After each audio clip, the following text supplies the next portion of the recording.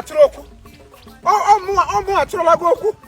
Oh, me babra na shop go. Asa bedu na shop go. Ine de eme oti merem. Chifimo. Ngarum bisa na mdi Chifimo. Ole ina ataku na road. Ole tim sigeda ataku. Chineke me gini ki yi ha. Ekwe no manya.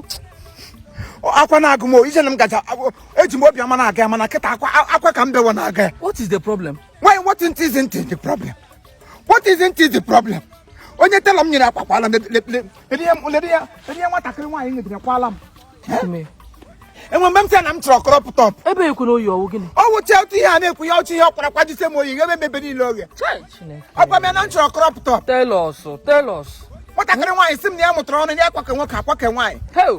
Ngaga chigo iwe m si akwapụta m akwapụta na ezinne Grace Chilaka Nweke owudo onye ga ngaro n'ihe ya nsoyi Chai. See why nwe nwoke see why kwanu doctor na America doctor kwesiri ya hu mote ya mem embrace some yes I saw you and I call you yang de dimpo ma haka mote what is moyi jimmo ọrụ elele m anya na wudi hem nga asinwu no because here we uniform eyire ya sa ga eyire zin Asekwa m ko selele ma ikwesi nwa akwa ndị ọzọ na wudi ta ga nwa ya ba akwa eyire ya akpari akpa Chai.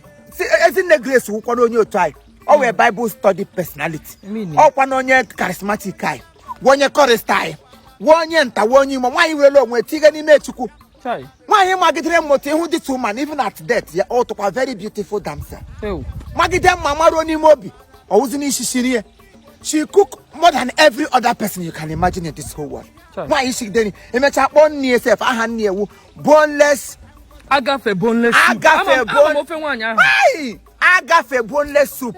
Di erigidere ri ote ti mgbo ojiri nwu. Si gini what is this? Gini we here. Why na deje umajo mmoze egwu. Enwe mgbe ga nọ na church ote so su shinye geme magade mekwa anata oriri na church. Nsombeli hem na oriri na church. Why na enwere demand oriri at home. Chai. Why wure onwe tenyefe Chineke n'aka. She's a Christian mother. She's a mother of all.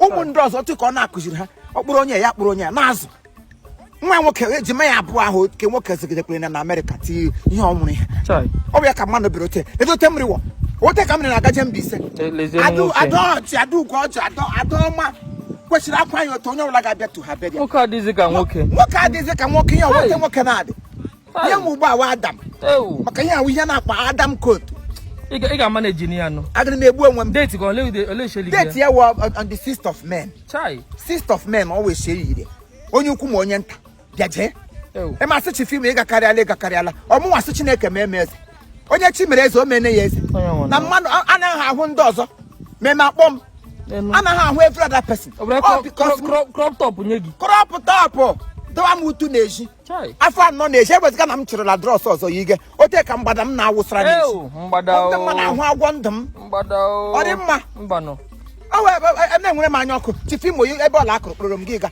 ọwụdị m na-akpọ onwe m anaghị ahụcha ndị ọzọ ma kpọwa m ha leele anya na ndị ịkwọ otu taxi na ama m WhatsApp mbata na mmemme otu ebe niile edere despite na onye akwajisiri m oyi ma leelewe ihe m yi nga aka ihe ọ ga-akọ ọsọ ebu ụmụ nwaanyị niile onye ọla ga-arahụ onye behold utu m nụ onye ọla lega anya otu behold this my utu ọwụlezi anya na mgbada hụ ebe anaconda m wụsa ha arahụ ihe ngaji na for two purpose for burial and also for attraction because m den ga-egbu m ga-ahụta you dress to kill biko also I dress to kill I dress to murder because mgbe m kill were agafego this year I told you people 2022 I dress to murder bye bye biko kwe on that very day achokwala ụlọ achọ nation nwa ya wụrụ onye a ga-eli eni ha biko kwe onye ukwu na onye nta ma Dr. Queen ha niile ga-alọtacha gbogbo ero ma Reverend Father Fonegbu Father ga-alọtacha from Canada anyị niile we are beholden unto thee. Okay sir. Mgbada m agbawa ọsọ. All right.